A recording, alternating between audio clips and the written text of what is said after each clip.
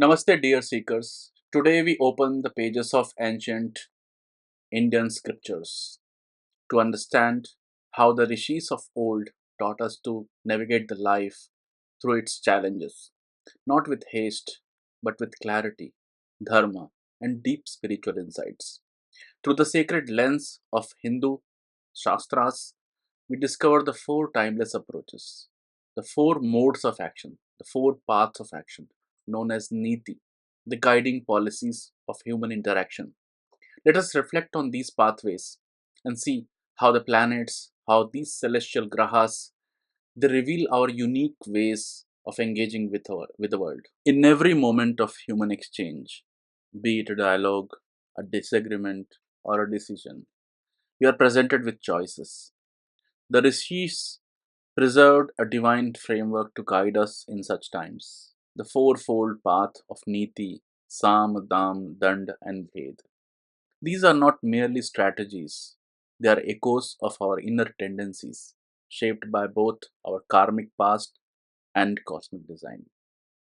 Let us gently contemplate each one of them. Sāma, the path of peace. Through kind words, undertaking, and reconciliation, we walk the way of Brahmana, represented by Brahaspati and Shukra. Dāma, the path of offering, a gentle persuasion through gifts or support found in the nature of Vaishya, mirrored in Buddha and Chandra. Daṇḍa, the path of righteous strength. When dharma must be upheld, we use discipline or protective force. This is the realm of the Kshatriya, embodied by Surya and Mangal. Bheda, the path of discernment through division. When needed, we reveal hidden truths or create separation to protect the greater good. This is the domain of Shudra, guided by Shani, and in some traditions, in some books by Rahu and Ketu too.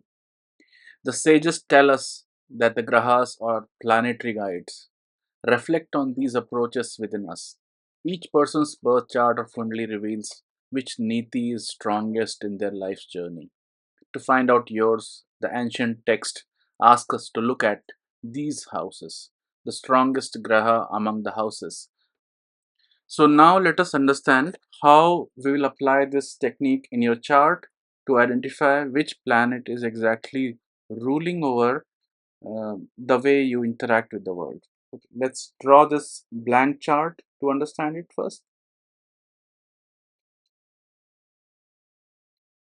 So suppose in this chart, Gemini is the ascendant.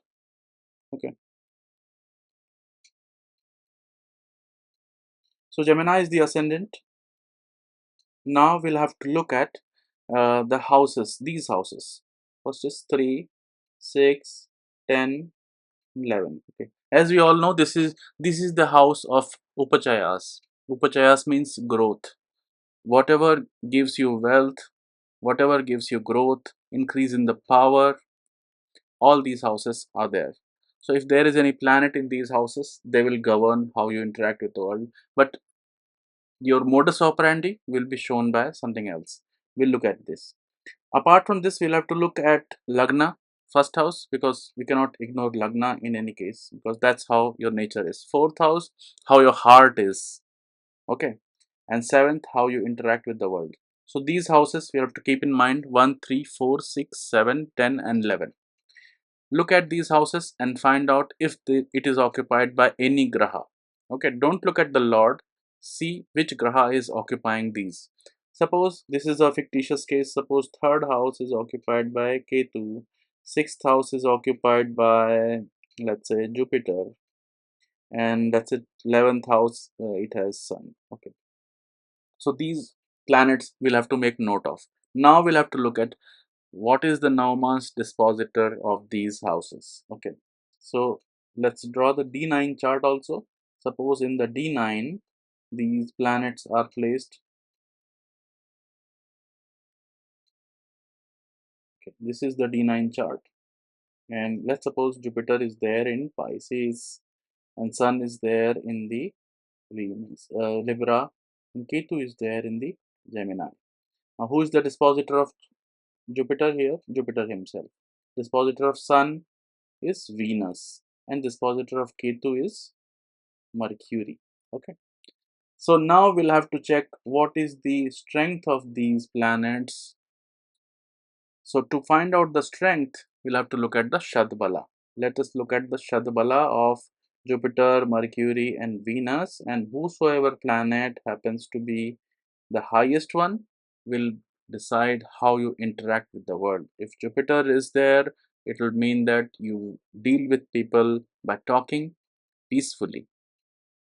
That is your way of life, by doing it in the Sāma way. Okay, out of Sāma, Dāma, Daṇḍa way, Sāma is your way. And if Mercury is there, it will mean that you basically try to lure people by giving gifts and all. Okay, so with this technique, how you can apply, let's see. So as we have seen, this technique is mainly based on the Varna of the planet. Mercury and Moon, they are the traders, they are Vaishyas, so their modus operandi is like Vaishya.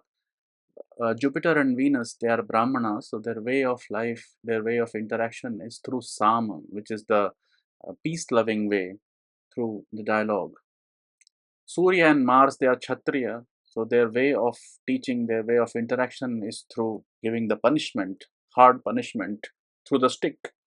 And Saturn, Rahu, Ketu, they are Shudras, so they will basically do the discernment, they will discriminate among the people, they will make them fight, and through that Machiavellian way, they will try to interact, they will try to get over it, okay, get through the challenges of the life. So, hope this video clarifies. Apart from the Shadbala, just one last point I wanted to make. Apart from the Shadbala, you can just straight away look at the status of the planet or the Navmansh dispositor. We can look at the direct way, like if Jupiter is there in own house or exalted, so that way also we can see. Okay, if it is there in the enemy house, then obviously it is weak. So just by straight location, the position of the Navman's dispositor, we can judge the strength of the planet, and based on that, we can also judge take the combination of Rashi as well as Navman's dispositor, and based on those pairs, find out like which pair is the strongest. So that way you can find out which is the strongest one, which is giving this nature to you. Okay, so hope it clarifies. Thank you very much. Om Namo Narayana.